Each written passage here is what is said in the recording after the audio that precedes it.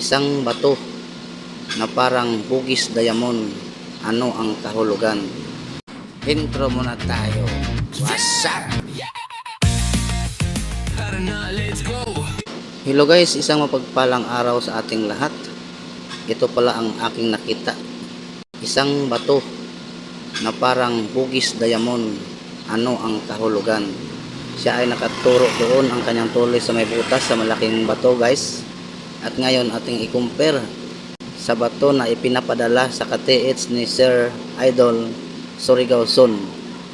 At huwag nyo palang kalimutan na suportaan ang kanyang YouTube channel. I-search nyo lang guys, Surigao Sun. At ngayon para malinawan tayong lahat kung anong kahulugan ng bato na hugis diamond.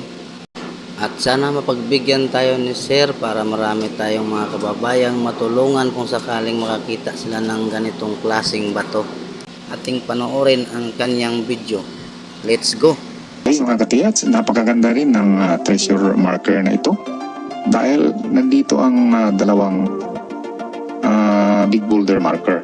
Isa na dito itong triangle shape rock, which is a pointer of course, at sa harapan ito ay nandito yung merong isang guhit at parang likod ng pagong ang bato na ito, kaya napakaganda.